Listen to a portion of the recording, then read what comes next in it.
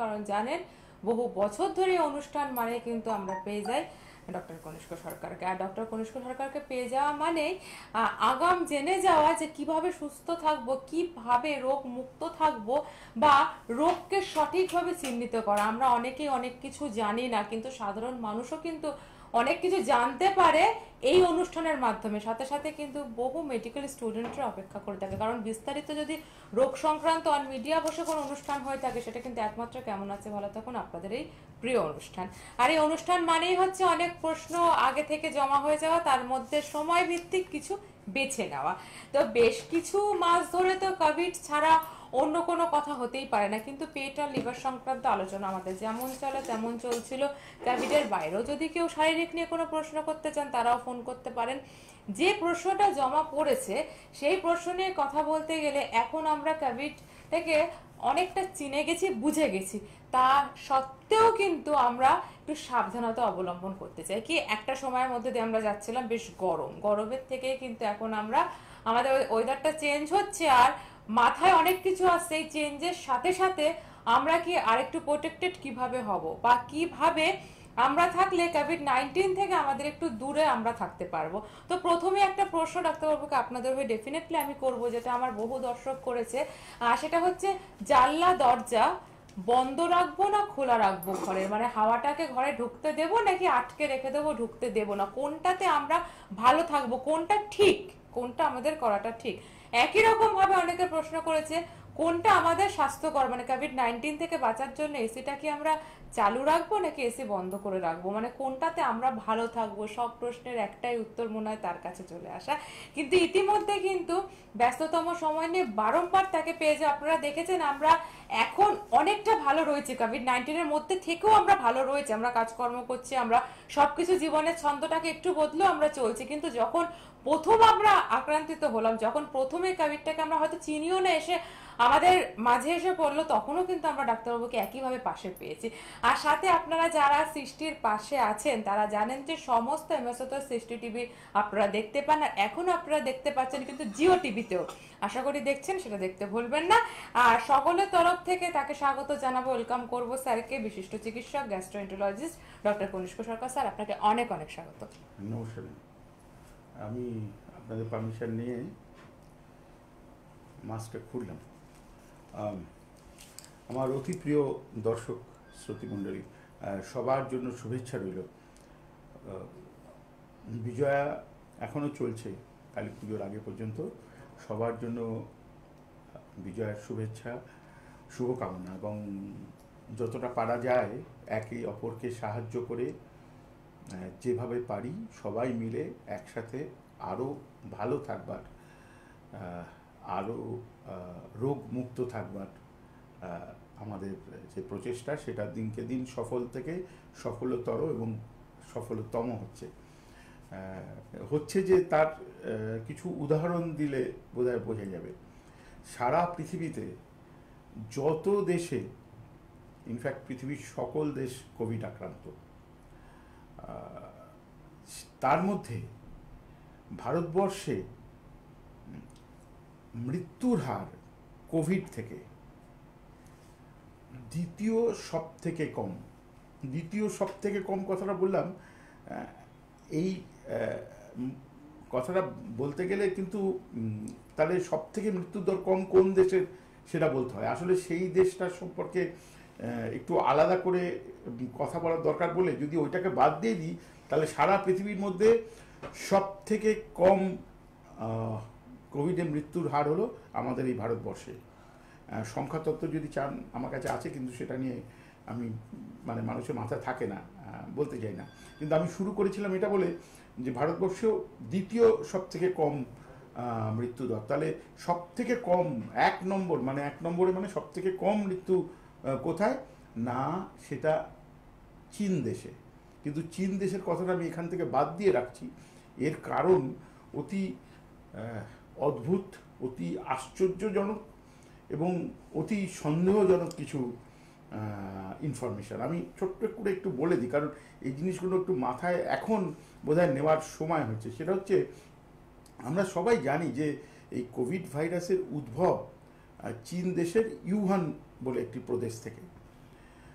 আপনি যদি একটু ঠান্ডা মাথায় যে কোনো কেউ চিন্তা করেন, আর যাদের মানে জিওগ্রাফি ভূগোল সম্পর্কে সাধারণ জ্ঞানও আছে, দেখুন ইউয়ান যে প্রদেশ, সেখান থেকে চীনের রাজধানী বেজিং, যেটা আমরা পুরোনো দিনে পিকিং বলে জানতাম, সেটার যা দূরত্ব তার থেকে অনেক বেশি দূরত্ব কলকাতার, বা অনেক অনেক বেশি দূরত্ব মুম্বাইয়ের, অনেক বেশি দূরত্ব দিল্লির, বা তার থেকেও অনেক বেশি দূরত্ব নিউ ইয়র্কের বা ওয়াশিংটনের বা ইউরোপের দেশগুলো, অনেক অনেক দূরত্ব বেশি। স্বাভাবিকভাবেই ইউয়ানে যেখানে ভাইরাসটা প্রথম ধরা পড়েছে, যেখান থেকে ছড়িয়েছে বলে আমরা সবাই জানি এবং সবাই মানি, এ ব্যাপারে চীন দেশও একমত যে হ্যাঁ এখান থেকেই ছড়িয়েছে, তাহলে স্বাভাবিকভাবেই ইউয়ানের কাছের যে শহরগুলো, যেমন বড় শহর বলতে চীনের বেজিং, যেটাকে আমরা পিকিং বলি, বা চীনের অর্থনৈতিক রাজধানী সাংহাই, সেগুলো অনেক অনেক কাছে, কিন্তু সেখানে কোনো রকমের লকডাউন, কোনো রকমের এরকম ইনফেকশনে অসুবিধে এরকম কিন্তু কিচ্ছু হয়নি। আমি কাউকে সন্দেহ করতে পারি, কিন্তু প্রমাণ না পেয়ে কাউকে দোষ দিতে পারি না। অর্থাৎ আমি এটা মোটেই এখন বলতে পারবো না যে তাদের কোনো বিশেষ কারণে ওই ভাইরাসগুলো সব দক্ষিণমুখী বা পশ্চিমমুখী হয়েছে, কিন্তু চীন দেশে আক্রমণ করেনি, এটা আমি বলতে, কারণ আমার কাছে সেই প্রমাণ করার মতো কোনো রকমের যাকে আমরা ম্যাটেরিয়াল অন রেকর্ড বলি সেরকম তথ্য কিছু নেই। কিন্তু এটা জাস্ট একটা সন্দেহ। এই সব কারণের জন্য আমি চীন দেশকে এই হিসেবের বাইরে যদি রাখি, কারণ এইগুলো তো রহস্যজনক খুব, ওই জন্য ওটা বাইরে রাখলাম।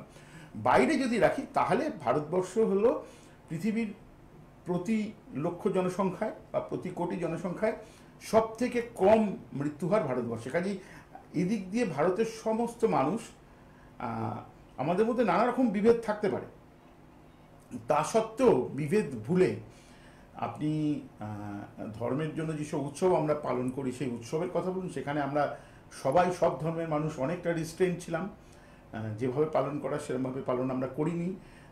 এর মধ্যে অনেক বিচ্যুতি ছিল, সেটা নিশ্চয়ই আছে, মাথায় রাখতে হবে। কিন্তু তার সত্ত্বেও সবাই মিলে আমরা এমন একটা জায়গায় আমাদের দেশকে অন্তত আনতে পেরেছি যেখানে মৃত্যুর হার প্রতি লক্ষ জনসংখ্যায় বা কোটি জনসংখ্যায় পৃথিবীর মধ্যে সব থেকে কম। এর জন্য সমস্ত ভারতবাসী অভিনন্দন প্রাপ্য, প্রথম। দ্বিতীয় হচ্ছে, তারই ফলশ্রুতি হিসেবে আস্তে আস্তে আমাদের সেই যে আজ থেকে 5 মাস আগের একটা যেটাকে আমরা লকডাউন বলছিলাম, একটা অত্যন্ত মানসিকভাবে মানুষকে ক্লান্ত করে দেওয়ার মতো ব্যাপার, তো সেটা থেকে আমরা বেরিয়ে প্রায় এসেছি। এবং পশ্চিমবঙ্গবাসী জানেন যে যেটা নিয়ে বেশ প্রায় 1 মাস ধরে কথাবার্তা হচ্ছিল যে কবে লোকাল ট্রেন পরিষেবা চালু হতে চলেছে। আগামী সপ্তাহে হয়তো মাঝখানে বুধবার বৃহস্পতিবারের মধ্যে চালু হয়ে যাবে। এইগুলো সমস্ত লক্ষণ যে আস্তে আস্তে আমরা এই রোগের প্রাদুর্ভাব থাকা সত্ত্বেও শিখে নিয়েছি, বুঝে নিয়েছি, জেনে নিয়েছি এবং নিজেদের আস্তে আস্তে ট্রেন্ড করে নিয়েছি যে কিভাবে এই রোগটা পুরোপুরি যতক্ষণ না নির্মূল হয় ততক্ষণে কি কি সাবধানতা অবলম্বন করে নিজেদের স্বাভাবিক জীবনযাত্রায় আমরা আরও বেশি করে, আরও তাড়াতাড়ি এবং আরও ব্যাপকভাবে সেই স্বাভাবিক জীবনযাত্রায় ফিরে যেতে পারি। আমি কখনোই বলবো না যে আমরা 100% স্বাভাবিক জীবনযাত্রা ফিরে গেছি, কিন্তু সেই রাস্তা শুরু হয়ে গেছে এবং তার জন্য আমরা সবাই, আজকে আমি আমার দিক দিয়ে, সমস্ত ডাক্তাররা তাদের দিক দিয়ে, সাধারণ মানুষ যে যেখানে আছেন, যিনি ব্যাংকে চাকরি করেন, যিনি পোস্ট অফিসে চাকরি করেন, যিনি খাবার ডেলিভারি দেন, যিনি কুরিয়ারের কাজ করেন, এরম করে সমস্ত জায়গায়, যিনি রাস্তায় ল অ্যান্ড অর্ডার মেনটেন করেন, এরকম সমস্ত জায়গায় সমস্ত বর্গের মানুষ সবাই মিলে এই প্রচেষ্টা নিয়েছেন বলে আজকে আস্তে আস্তে আমরা স্বাভাবিকতায় ফিরে যাচ্ছি এবং কোভিডকে হারাবো এবং হারাচ্ছি। এবার এই তথ্যগুলো দেওয়ার সঙ্গে সঙ্গে আমার কাছে প্রতি সপ্তাহেই এখন দেখি খুব মানুষ যেটা অনুভব করেন, মানুষ যেটা প্রত্যেক দিন সকাল থেকে সন্ধ্যেবেলা পর্যন্ত যে ধরনের সিচুয়েশন ফেস করেন সেই সংক্রান্ত ব্যাপারে তাদের প্রশ্ন থাকে। আমাদের আজকে মূল আলোচ্য বিষয় লিভার সংক্রান্ত ইমিউনিটি নিয়ে। আমাদের সবাই আপনারা জানেন যে গ্যাস্ট্রেন্টোলজি বা পেটের রোগের যে কোনো ডাক্তারবাবুর কাছে লিভার অতিশয় গুরুত্বপূর্ণ একটি সাবজেক্ট, অত্যন্ত গুরুত্বপূর্ণ। এবার যদি আমি ওই পেটের রোগের ডাক্তারবাবুর কথাটি বাদ দিয়ে দিই, এখন সারা পৃথিবীর কাছে যেহেতু কোভিডের জন্য মানুষের ইমিউনিটি পাওয়ার একটা বিরাট বড় সুরক্ষা কবচ, সেহেতু সেইটি মেনটেন করবার জন্য লিভারের ভূমিকা 1 নম্বরে। অর্থাৎ কি করে নিজের লিভার ঠিক রাখবো, আমার লিভার ঠিক আছে কিনা কি করে বুঝবো, বা কি কি রাস্তায় লিভার আরও ভালো থাকবে যাতে কিনা আরও বেশি ভালো উচ্চ স্তরের ইমিউনিটি আমরা পেতে পারি, রোগ প্রতিরোধক ক্ষমতা আমরা পেতে পারি, সেই ব্যাপারে আজকে মূল আলোচনায় যাব। কিন্তু তার আগে কয়েকটা প্রশ্ন এসছে, আমি একটু পরিষ্কার করে নিই। আপনারা জিজ্ঞেস করেছেন যে ঘরের মধ্যে জানলা দরজা বন্ধ করে রাখলে বাইরের হাওয়া যদি ঢুকতে না দিই সেইটার সুবিধে না এরকম করলে সুবিধে যে জানলা দরজা বন্ধ করে রাখলাম, তাহলে বাইরে থেকে হাওয়া ঢুকতে পারলো না এবং ঘরের হাওয়া যেটুকুনি সামান্য জানলার ফাঁক দিয়ে বেরোতে পারে, যাতায়াত করতে পারে, সেটা হবে। তো কোনটা করলে ভালো, এই একটা প্রশ্ন আছে, আমি প্রশ্নগুলো বলে দিচ্ছি, এইটার উত্তর আমি দেবো, এটা অনেকে জিজ্ঞাসা করেছেন। আর একটা প্রশ্ন, এটা অনেক দিন ধরে করছেন, আমি উত্তর দেওয়ার সময় পাইনি। যাদের ঘরে এয়ার কন্ডিশনার আছে বা যাদের অফিসে এয়ার কন্ডিশনিং আছে, সেক্ষেত্রে এয়ার কন্ডিশনিংটা কি বন্ধ রাখা উচিত, না অনেকের এরকম ধারণা আছে যে এসি থেকে এই রোগ একজনের থেকে একজন ছড়িয়ে যেতে পারে, তো কোনটা করা উচিত? আমি প্রথম প্রশ্নের উত্তরটাকে দিয়ে দেবো। সেটা হলো, আপনার বাড়িতে এরকম অনেকের ধারণা আছে যে জানলা দরজা সব খুলে রাখলে ভাইরাস ঘরে থাকলে বেরিয়ে যেতে পারে, বা হাওয়া চলাচল ভালো থাকলে তাতে উপকার হতে পারে। এর যে মূল বক্তব্য তার সাথে কিন্তু আমি একমত, যে যেখানে ফ্রি ফ্লো অফ এয়ার আছে সেখানে আমাদের ভাষায় হাওয়াটা বা এয়ারটা স্টেল হয়ে যাচ্ছে না, মানে বদ্ধ জায়গার হাওয়া হয়ে যাচ্ছে না, সেটা উপকারী। এর মানে সেটা কোভিড নিরপেক্ষভাবে উপকারী, একটা হাওয়া চলাচল থাকা উচিত, ঠিক কথা। কিন্তু আপনার শোয়ার ঘরে আপনি যদি এখন যা টেম্পারেচার আছে তাতে সবসময় জানলা দরজা যদি পুরো খুলে রাখেন, তাহলে ঘর রাত্রেবেলার দিকে বেশি ঠান্ডা হতে পারে। আপনি আপনার নিজের কমফোর্টেবল যে টেম্পারেচার বা আপনার ভালো লাগবে এরকম একটা এনভায়রনমেন্ট ঘরের মধ্যে রাখতে হবে। আমি উত্তর দিচ্ছি এটা ফোন নিয়ে। হ্যাঁ, আমি ডক্টর সরকার লাইনে আছি, বলুন। হ্যাঁ, নমস্কার ডাক্তার। নমস্কার। শ্যামবাজার থেকে ঋতব বলছিলাম। হ্যাঁ, শ্যামবাজার থেকে ঋতব, বলুন। হ্যাঁ, বলছি ডাক্তার, আমার মানে কয়েক সপ্তাহ ধরে আপনার আমার ঠিকঠাক মতন পটি হচ্ছে না, শরীরটা দুর্বল, মাথাটাও মানে যন্ত্রণা করে, ঠিক টাইমলি হচ্ছে না। এটার জন্য আমার সলিউশনটা কাইন্ডলি একটু প্লিজ বলবেন। খুবই প্রবলেমের ভিতরে ফেস করছি। একটু আপনার বয়সটা বলবেন কাইন্ডলি। আমার বয়সটা আপনার 30। এই যে বললেন শরীরটা দুর্বল, এই দুর্বল কেন মনে হচ্ছে? দুর্বল মনে হচ্ছে, ধরেন আপনার আমি তো সারাদিন আমি ডেলিভারি একটা কাজ করি সুইগিতে, তো ওখানে সারাদিনে বাইকে আমার ট্রাভেল করতে হয়। তো ওর জন্য বেসিক্যালি আমার মনে হচ্ছে দুর্বলতার কারণ। তার মানে যেদিন আপনার মাথা ঘোরায়, শরীর গা হাত পা চিনচিন করে। আচ্ছা আচ্ছা, আমি তো প্রথমে আপনাকে অভিনন্দন জানাই, আপনি যে কাজটা করছেন অনেক মানুষ বেনিফিটেড হয় আপনার জন্য, বিশেষ করে এখন সমস্ত যারা ডেলিভারি কাজ করেন আমার তাদের জন্য অভিনন্দন রইল।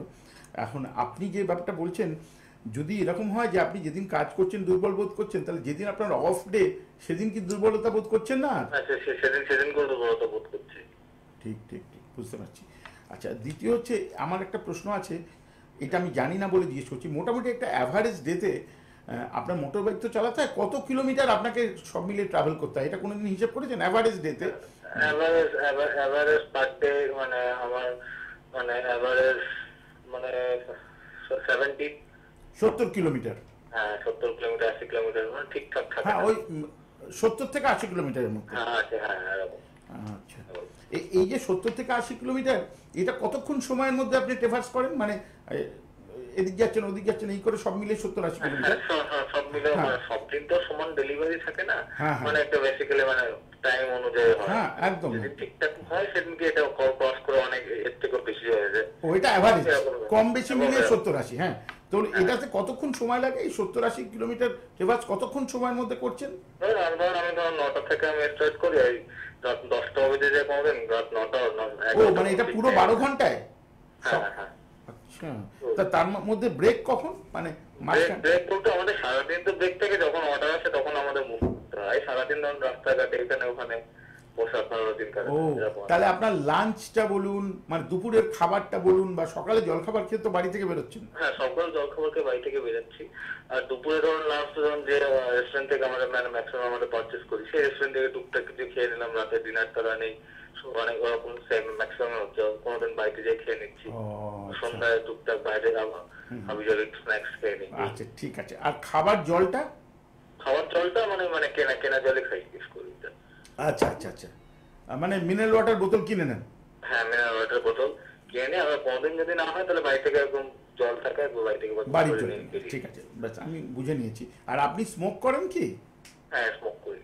ও আচ্ছা, একটু পরিষ্কার করে বলি। দেখুন, এমনি আপনি যেভাবে ট্রাভেল করছেন, দুটো ফ্যাক্টর আছে। একটা আপনি বুঝতে পারেন, আর একটা বুঝতে পারেন না। যেটা বুঝতে পারছেন সেটা হচ্ছে আপনার পরিশ্রম তো হচ্ছেন, ক্লান্ত হচ্ছেন।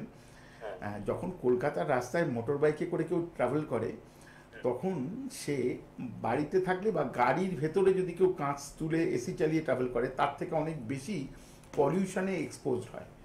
সেই কিছুটা আপনি বুঝতে পারেন, কিছুটা অভ্যেস যাদের হয়ে যায় তারা বুঝতে পারে না। সেই পলিউশনের মধ্যে 3 রকমের জিনিস আছে মূলত। প্রথম হচ্ছে, আমি যাতে বাংলায় লোকে বুঝতে পারেন, ধুলো বা বালির কণা, এটা 1 নম্বর। 2 নম্বর হচ্ছে বিভিন্ন মোটর গাড়ি বা তাদের এক্সস্ট থেকে বেরোনো কার্বন বেসড পার্টিকেল। এই কার্বন বেসড পার্টিকেলের মধ্যে কার্বন মনোক্সাইড আছে, কার্বন ডাইঅক্সাইড আছে, এবং এছাড়াও একদম কার্বনও আছে, যেটা কার্বন মনোক্সাইড না, কার্বন ডাইঅক্সাইডও না। মানে সোজা কথা, খুব ফাইন কয়লার গুঁড়ো, খুব ফাইন, মানে হাওয়ায় ভেসে যায় এরকম কালো গুঁড়ো। এটা 2 নম্বর। হ্যাঁ হ্যাঁ, এটা 2 নম্বর। আর 3 নম্বর হচ্ছে সালফার ডাইঅক্সাইড বা এই জাতীয় কিছু পলিউটেন্ট।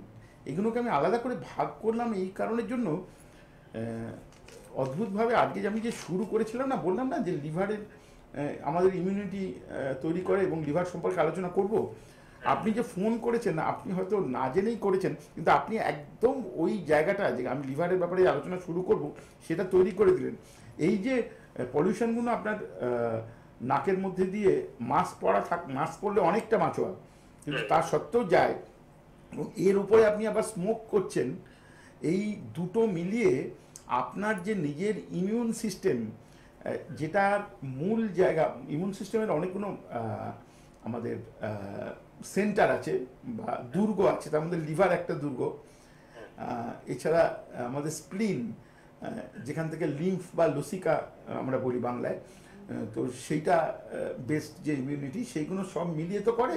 তো এই সবগুলো ডিপ্রেসড হয়ে যায়, এবং তখন প্রথম যে সিমটমটা মানুষের হয় সেটা হচ্ছে আনএক্সপ্লেইনড একটা, আপনি বুঝতে পারবেন না কেন, কিন্তু আনএক্সপ্লেইনড একটা উইকনেস, মানে দুর্বলতা। কোনো কিছু ভালো লাগছে না, মনে হবে যেন ঘুমিয়ে পড়ি, কিন্তু যেখানে শুতে যাবেন তখন চোখ খুলে থাকবেন, তখনই ঘুম আসছে না, দেরি করে ঘুম, একদম এই ঘটনা ঘটবে। আপনাকে আমি প্রথম অনুরোধ করব, আপনি খুব দায়িত্বপূর্ণ একটা কাজ করছেন এবং সবার জন্য অনেক উপকার করছেন। স্মোকিং বন্ধ করতে হবে, কারণ ওটাতে আপনার হাত আছে, বাকিগুলোতে তো হাত নেই। মানে মোটরসাইকেলে করে কলকাতার রাস্তায় বেরোলে আপনি মাস্ক পরলেও যেটুকুনি আপনার মানে এই যে পার্টিকেলগুলো বললাম যে পলিউশনে আপনাকে এক্সপোজ করা, সেটা তো আপনি আটকাতে পারবেন না। আমরা বিভিন্ন রকমভাবে চেষ্টা করছি, গভর্নমেন্ট তার স্তরে চেষ্টা করছে। আপনি বোধহয় রাস্তায় দেখেছেন এখন অনেকগুলো বাস, ইলেকট্রিক বাস বেরিয়েছে, এরকম ইলেকট্রিক বাস বা এলপিজিতে চড়া অটো, বা যেসব নতুন নতুন গাড়িগুলো বেরোচ্ছে সেগুলোতে খুব স্ট্রিক্ট পলিউশন কন্ট্রোল মেজার আছে, এরকম ইঞ্জিন এবং তার এক্সস্ট সিস্টেম আছে। আস্তে আস্তে আজ থেকে হয়তো 5-10 বছর পরে ব্যাপারটা অনেক পরিষ্কার হয়ে যাবে, কিন্তু এখনও যে জায়গায় আছে সেই জায়গায় এইটুকুনি পলিউশনে আপনাকে এক্সপোজ হতেই হবে। কাজেই যাতে আরো বেশি পলিউশন আপনাকে ক্ষতি না করে সেই জন্য স্মোকিংটা কালকে থেকে বন্ধ করে দিন। একদম স্মোকিং যেই বন্ধ বলছি ডাক্তারবাবু, মানে আমার কি এটার জন্য কি আমার শরীরে র্যাশ এবং মানে আপনার হেয়ার ফল থেকে শুরু করে আপনার মানে এই টাইপের কোনো প্রবলেম হচ্ছে, স্কিন টাইপের কোনো প্রবলেম কি আমার এটা থেকে আসছে? একদম। এবং তার সাথে আরেকটা কথা আপনি বলছেন, হচ্ছে না ঠিকঠাক মতন পটি হচ্ছে না, মানে এটাই আমি বলছি, মানে ইরেগুলারিটি অফ বায়োল। প্রথম কথা হচ্ছে ঠিকমতো পটি হচ্ছে না এরকম একটা চিন্তা। আর একটা হচ্ছে মাঝে মাঝে প্রচুর মানুষের হয় ঘাড়ের এই জায়গাটা অস্বস্তি, কারণ মনে হয় যেন ঘাটটা তো আমার মানে মানে ম্যাক্সিমাম মানে কাজ করতে গেলে মনে হয় কেমন একটা অস্বস্তি বদলে হয়। হ্যাঁ, ওইটা অনেকে কমপ্লেন করেন, ওরা মনে করে কি আমার ঘাড়ে ব্যথা হয়েছে বা ঘাড়টা এরকম করে, তা নয়। এটা হচ্ছে পুরো যে সিস্টেমটা সেগুলো বিভিন্ন সিমটম 1 2 3 4 করে। তো আপনি স্মোকিংটা বন্ধ করলে অনেকটা সুবিধা করতে পারবেন। আর যে জিনিসটা আমি বলছি সেটা একটু এক্ষুনি বলছি, আপনি খেয়াল করবেন। সেটা হচ্ছে যে আপনি যে এবার আমি রেমিডিয়াল মেজারগুলো বলছি। 1 নম্বর হচ্ছে স্মোকিং বন্ধ করা। 2 নম্বর হচ্ছে যেটা আপনি করেন খুব ভালো, যে খাবার জলটা সবসময় যেন সিল্ড বটলড একটা ভালো ব্র্যান্ডের মিনারেল ওয়াটার খাওয়া উচিত, বা বাড়ি থেকে জল নিয়ে আসা উচিত। 3 নম্বর, অ্যান্ড দ্যাটস মোস্ট ইম্পর্টেন্ট, এটা বেশিরভাগ মানুষকে এখনো বলা হয়নি বা লোকে করছে না, যারা আপনার মতো দৈনিক কলকাতার মধ্যে 80-90 কিলোমিটার মোটরসাইকেল চলেন, তাদের সাধারণ যে মাস্কটা আমি ব্যবহার করি, আমি এই যে এই মাস্কটা ব্যবহার করি, বা N92 মাস্ক বা এই ধরনের মাস্ক, তার থেকেও বেশি কার্যকরী অন্য একটা জিনিস, সেটা আমি পরিষ্কার করে বলে দিচ্ছি। আপনি টার্কিশ তোয়ালে কাকে বলে জানেন? ওই রোঁয়া ওঠা তোয়ালে। রুমাল না, একটু বড়, অনেকটা বড় হবে তোয়ালে। হ্যাঁ হ্যাঁ, বান্দানা, যেটা একটু সুতির এবং একটু মোটা হবে। তো সেইটা 2-3টে রাখতে হবে, সেটা ভিজিয়ে নিতে হবে, ভিজিয়ে নিয়ে মুখটা বন্ধ করতে হবে। যা সেইটা করলে না 80 to 90% স্মল পার্টিকেলস ওটাতে আটকে যাবে, এবং পরে অদ্ভুতভাবে দেখবেন ভেতরে কালো হয়ে গেছে, মানে যেটা আপনার লাংসে যেত তার 80% ও আটকে দেবে, যদি ভিজে ওই টার্কিশ তোয়ালে গোছের কিছু একটা দিয়ে আপনি মাস্ক হিসেবে ইউজ করেন। ঠিক আছে, এইটা একটু রাখবেন, তাহলে দেখবেন ফ্রেশ লাগবে। আর ওটা 2 ঘন্টা 3 ঘন্টা পরে চেঞ্জ করলেন, যদি 3টে বা 4টে রাখেন, চেঞ্জ করলেন। হ্যাঁ হ্যাঁ হ্যাঁ, তা এইরকম মাস্কের আপনি যে কাজ করেন এই মাস্ক অনুপযোগী, ও আপনাকে ঠিকমতো প্রোটেকশন দেবে না, মানে প্রোটেকশন ফ্রম পলিউশন। আমি করোনার কথা বলছি না, আপনার ক্ষেত্রে মূল শত্রু কিন্তু পলিউশন থেকে নিজেকে তার থেকে নিজেকে আটকানো। তো প্রথম হচ্ছে স্মোকিং বন্ধ করা, দ্বিতীয় হচ্ছে ওই যেটা আমি বললাম ভিজে টার্কিশ তোয়ালে দেওয়া মাস্ক যেটা, সেইটা ব্যবহার করা। তৃতীয় যেটা, সেটা হচ্ছে সবাই এই কাজকর্মতে সিগারেট যারা খান না তাদের কথা বলছি, এবং যারা সিগারেট খান তাও, তাদের একটা কলকাতায় এবং কলকাতার বাইরে চা খাওয়ার একটা ইচ্ছে থাকে। চা তো সকাল থেকে মিনিমাম মানে 25-30 কাপ তো মানে রাত অব্দি তো হয়। আমি সেটা অনেক রোগী দেখি, তো আমি বুঝি। তো সেই চাটা কখনোই যেন লিকার চা ছাড়া আর কিচ্ছু না হয়। অর্থাৎ চায়ে যদি দুধ চিনি থাকে, তাহলে প্রথম 1 কাপের পর বাকিটা বিষ, মনে রাখবেন আপনার জন্য। অর্থাৎ লিকার চা ছাড়া কিছু হবে না। আর সেই লিকার চা যেন কোনো মতেই কোনো প্লাস্টিকের কাপে বা কাগজের কাপে সার্ভ না করা হয়। এটা শুধু আপনাকে না, আমি সবাইকে বলছি। আমি দেখেছি কলকাতাতে এবং বাইরেও অনেক জায়গায় পেপার কাপে বা প্লাস্টিকের ডিসপোজেবল পাতলা সেই কাপে চা দেওয়া হয়। আপনার পক্ষে 2টো জিনিস করা যেতে পারে, কোনো কাঁচের কাপে, বা যদি ফেলে দিতে হয় তাহলে ছোট ভাঁড়ে, যেটা মানে আপনি একবার খেয়ে ভাঁড়টা ফেলে দিলেন, তাতে আমার কোনো আপত্তি নেই। হ্যাঁ, কিন্তু প্লাস্টিক বা পেপারের কাপে যদি আপনি অতগুলো চা খান, তাহলে চায়ের সাথে আবার অন্য বিষও শরীরের মধ্যে ঢোকে।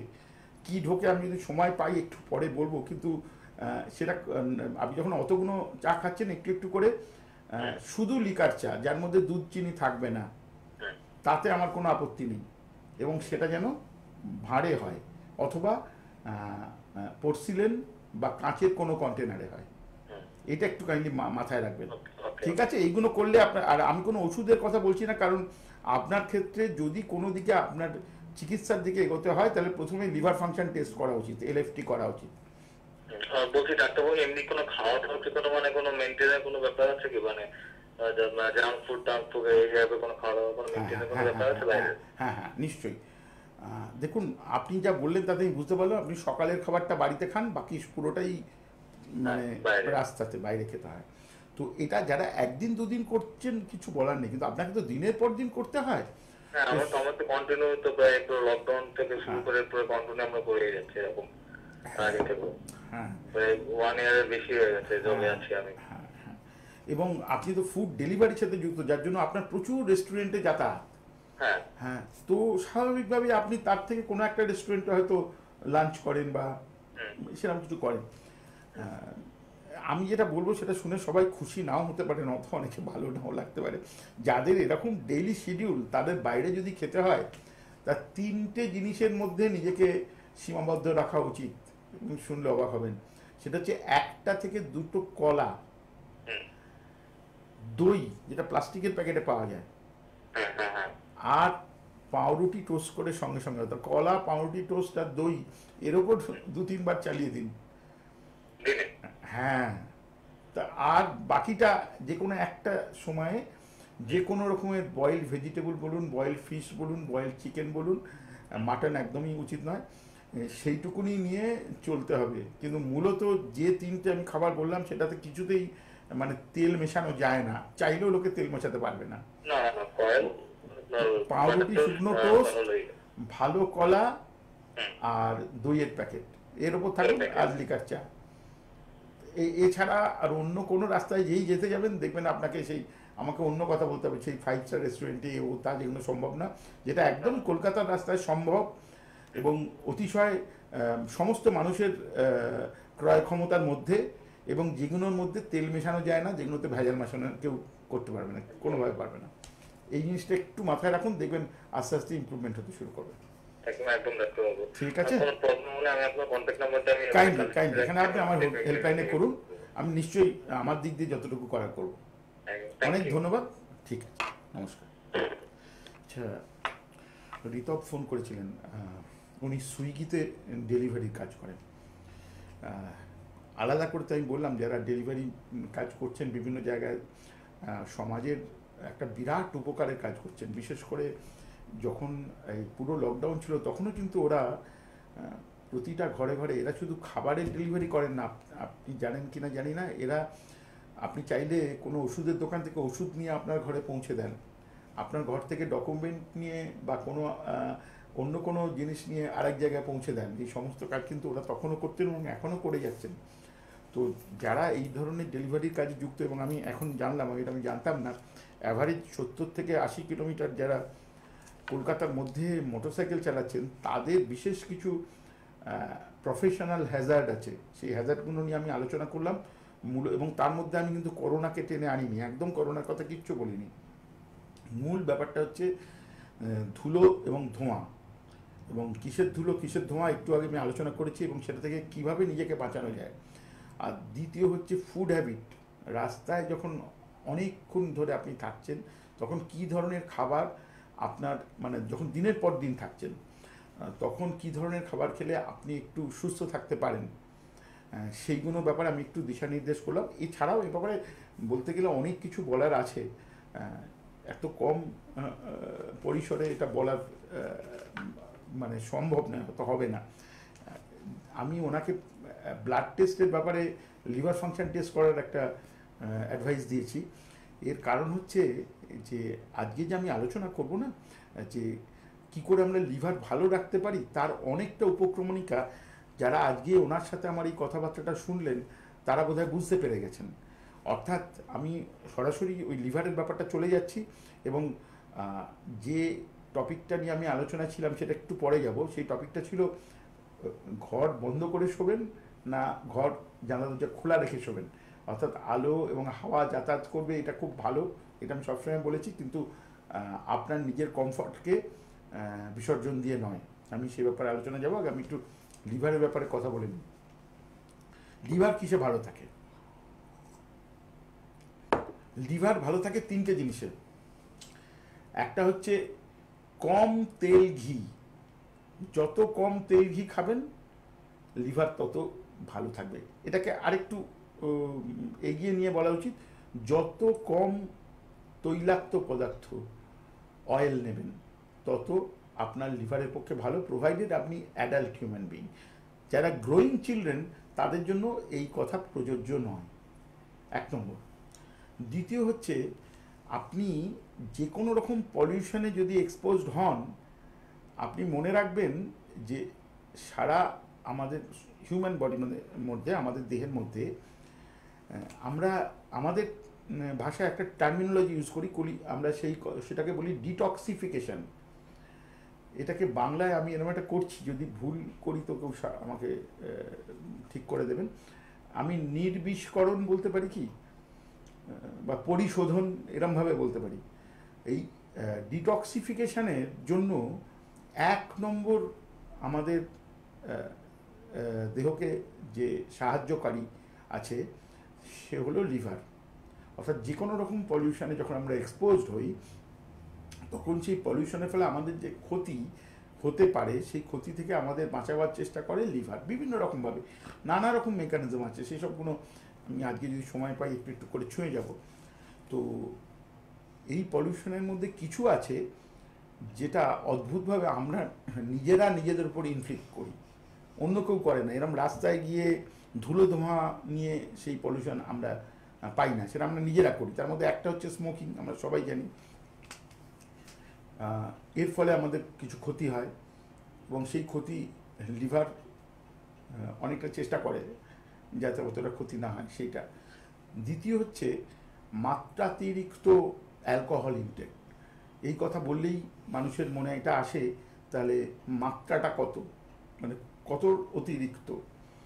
এটা বিভিন্ন জিওগ্রাফিক্যাল এরিয়া এবং যে কোনো মানুষের নিজস্ব যে রুটিন তার উপর নির্ভর করে।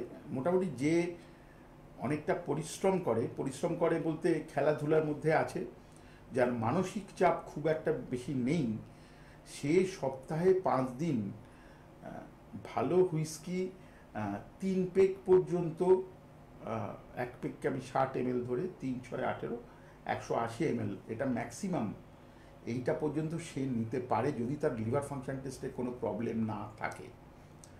একটা কথা আমি বলে দিই, কি কোভিডের জন্য বা কি হার্টের জন্য অ্যালকোহল কিন্তু উপকারী নয়। অনেকের নানা রকম সব থিওরি অনেক জায়গায় বেরোয় যে অ্যালকোহলে ভাসোডায়ালেটেশন করে, মানে ব্লাড ভেসেলসগুলোকে একটু ডায়ামিটারটাকে একটু বড় করে দেয়, যেটা কিনা সত্যি পেরিফেরাল ভাসোডাইলেশন করে অ্যালকোহল, এটা প্রমাণিত হয় সেটা। এবং তার ফলে নাকি হার্টের মধ্যে অক্সিজেন স্যাচুরেশন বা অক্সিজেন সার্কুলেশন বেশি হয়। এই দ্বিতীয় কথাটা কিন্তু একদম ভুল, ঠিক নয়।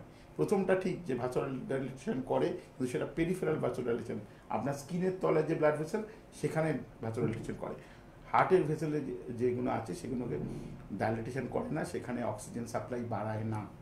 এটা খুব পরিষ্কার করে বলে দিলাম।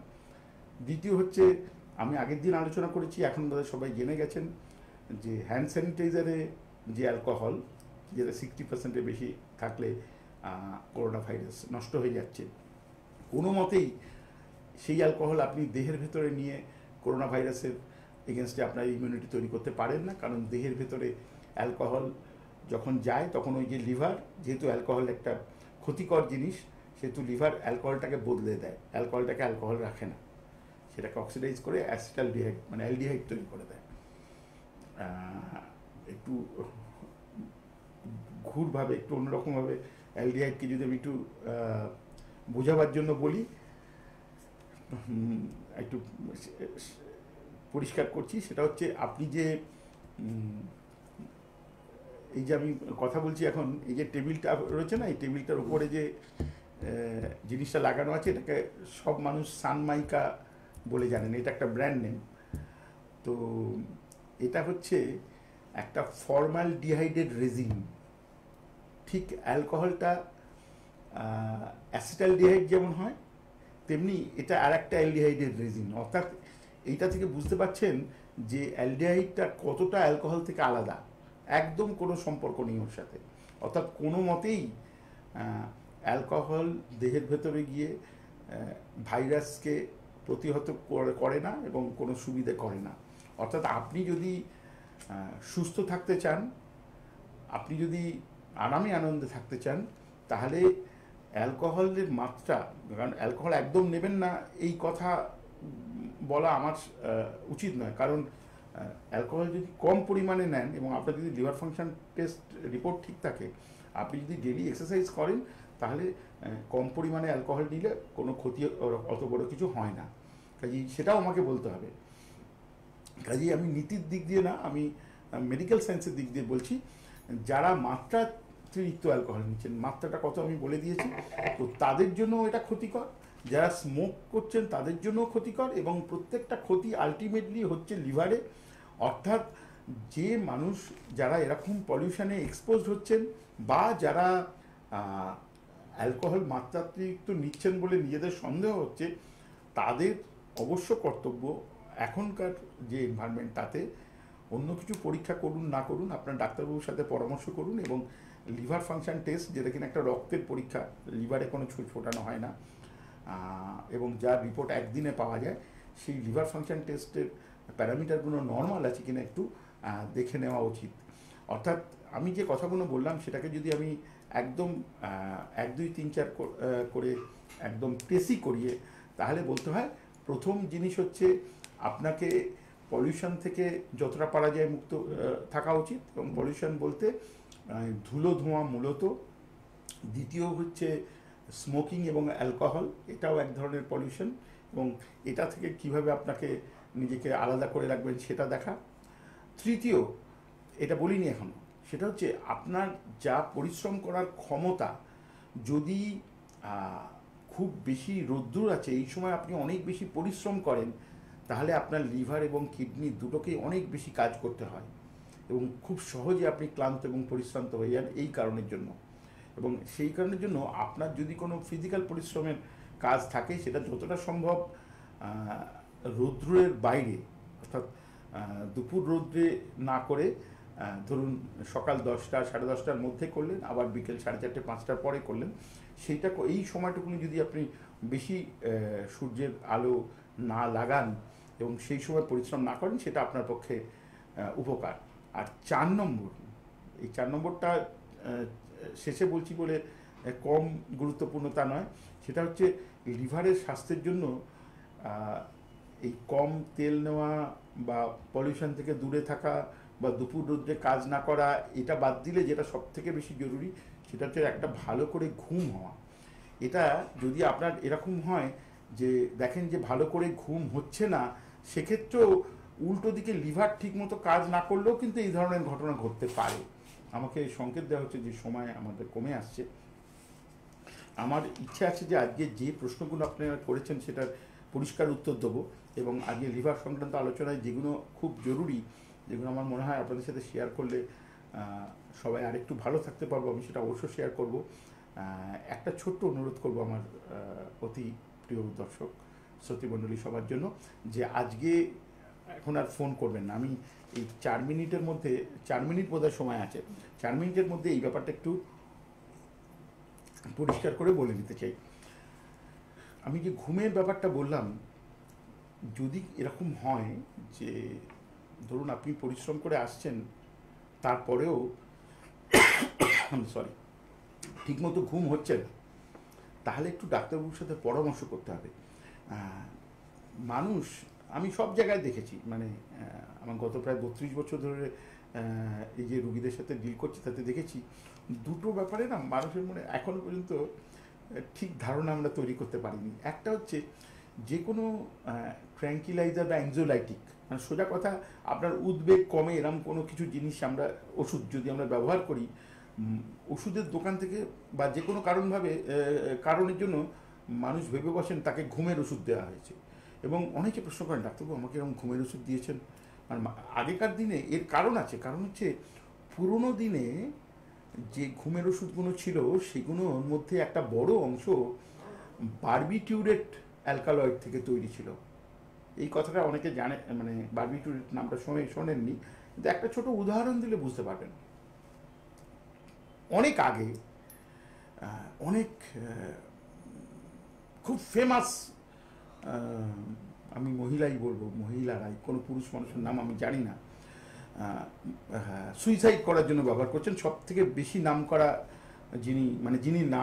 যিনি এই জন্য ঘুমের ওষুধ বা বারবিটুরেটকে বিখ্যাত করে দিয়ে গেছেন, তার নাম হলেন 1930-এর দশকের বোধহয় আমেরিকান ফিল্ম অভিনেত্রী মেরিলিন মনরোর কথা বলছি। আমি এটা ঠিক বললাম না, এটা হতে পারে কি আরও পরের 1950-55 দশক, আমি ভুল বলি, 50-55 দশকে বোধহয় হবে। তো উনি ওই ঘুমের ওষুধ খেয়ে সুইসাইড করেছিলেন। তো মানুষ এখনও ভাবে বোধহয় ওই ঘুমের ওষুধ আমরা এখনও ব্যবহার করি। ওই বারবিটুরেটস আমরা এখন প্রায় ব্যবহার করি না। এখনকার দিনে ঘুমের জন্য আমরা যা যা ওষুধ ব্যবহার করি সেগুলো মানে যেভাবে পাওয়া যায় তাতে এই 5-7টা ট্যাবলেট খেয়ে যেরকম আগে বারবিটুরেট খেয়ে লোকের হতো সেরকমভাবে সুইসাইড করা প্রায় যায় না, সম্ভব নয়। একটু বেশিক্ষণ ঘুমোবে, এর থেকে বেশি কিছু হবে না। কাজে আগের থেকে অনেক সেফ। এই কথাগুলো বলছি এই কারণের জন্য যে ডাক্তারবাবুরা আমরা যখন মনে করি যে এর লিভারকে বিশ্রাম দেওয়া দরকার এবং এর এই যে ক্লান্তি এটাকে দূর করা দরকার বা এর ইমিউনিটি বুস্ট করা দরকার, অথচ এ ঠিক মতো ঘুমোচ্ছে না, তখন আমরা শুধু মুখে উপদেশ দিই না যে আপনি ভালো করে ঘুমোন। যদি ভালো করে ঘুম না হয় তখন কিছু দিনের জন্য এমন ওষুধ দেওয়া যায় যাতে অ্যাংজাইটি কমে, একটু ঘুম ভালো হয়, কিন্তু নেশা হবে না। অর্থাৎ এরকম কিছু ঘুমের ওষুধ আছে যেটা যদি রেগুলারলি 15-20 দিন 1 মাস খান, তখন না খেলেই আপনার মনে হবে যেন খাই না খেলে হবে না, এটা হবে না সেটা হবে না, মানে নেশা হয়। সেরকম ঘুমের ওষুধও আছে, কিন্তু আমি সেগুলোর কথা উল্লেখ করছি না। এমন কিছু কিছু ওষুধ আছে যেটাতে নেশা হবে না, কিছু দিনের জন্য ব্যবহার করা যেতে পারে, ডাক্তারবাবুরা সেটা ব্যবহার করেন। আমি সংকেত পাচ্ছি আমার 2 মিনিট সময় আছে। অর্থাৎ আমি যে 4টে কথা বললাম লিভারের হেলথ ঠিক রাখার জন্য, অর্থাৎ আপনার ইমিউনিটি বুস্ট করার জন্য, এইগুলো একটু মাথায় রাখতে হবে। আর একটা কথা এই 2 মিনিটের মধ্যে যতটা বলা যায়, এয়ার কন্ডিশন ব্যবহার নিয়ে অফিসে বা বাড়িতে দেখুন, কেন জানি না প্রচুর মানুষের মধ্যে এরকম ধারণা হয়ে গেছে যে এয়ার কন্ডিশন খুব খারাপ, এয়ার কন্ডিশন ওই বদ্ধ হাওয়ার মধ্যে চলাচল করে, ওই জন্য বোধহয় ভাইরাসের বাড়ায়। যদি এখনকার দিনের এয়ার কন্ডিশন হয় এবং সেটা আপনি 24 ডিগ্রি সেন্টিগ্রেডে চালান আপনার ঘরের মধ্যে, তাহলে আপনার ক্ষতি হওয়ার চান্স নেই। কেন নেই বলতে ইচ্ছা করছে, কিন্তু 1.5-2 মিনিট সময়ের মধ্যে সেটা 1 মিনিট সময় আছে, সেটা সম্ভব নয়। আমি সেটা হয়তো পরের দিন বলবো। অর্থাৎ 24 ডিগ্রি সেন্টিগ্রেডে আপনি ঘরে এসি চালাতে পারেন, তাতে উপকার অপকার নেই। খালি একটা উদাহরণ দিয়ে দিই, পৃথিবীতে সমস্ত হাসপাতাল সেগুলো কিন্তু এয়ার কন্ডিশনিংই প্রেফার করে। এটা থেকে বুঝতে পারছেন যে সেগুলো অপকারী নয়, ক্ষতিকর নয়। আর বোধহয় 10 সেকেন্ড আমি 5 সেকেন্ড সময় নিয়ে নিই। আর শেষ কথা সেটা হচ্ছে, অনেকের এখানে প্রশ্ন আছে যে যাদের এই রকমের বাড়িতে এয়ার কন্ডিশন নেই তারা এয়ার কুলার ব্যবহার করতে পারেন কিনা। উত্তরটা হচ্ছে এয়ার কুলার আর এয়ার কন্ডিশন এক নয়। এয়ার কুলার ব্যবহারের কিছু কিছু অসুবিধে আছে, আজকে আর সময় নেই বলে বলছি না, আগামী দিন আমি এই ব্যাপারটা পরিষ্কার করব, ক্লিয়ার করে দেবো। একদম, যাদের মনে হচ্ছে আরো কিছু জানার রয়েছে তাদের জন্য রয়েছে ডাক্তারবাবু হেল্পলাইন নাম্বার, আর পরবর্তী অনুষ্ঠানে পেয়ে যাব। ইউটিউব সার্চ করে কিন্তু ডাক্তারবাবুর প্রত্যেকটা অনুষ্ঠান আপনারা দেখতে পাবেন। ভালো থাকবেন, সুস্থ থাকবেন। অনেক ধন্যবাদ ডাক্তারবাবু আপনাকে, আমার সকল দর্শককে নমস্কার। দূর আর দূরে নেই, অচেনা আচেনা, তাই অচেনাকে জানতে প্রান্তে বা সীমান্তে চোখ থাকবে শুধুমাত্র সৃষ্টিতে। কারণ সৃষ্টি টেলিভিশন এখন উপলব্ধ সমস্ত এমএসওতে,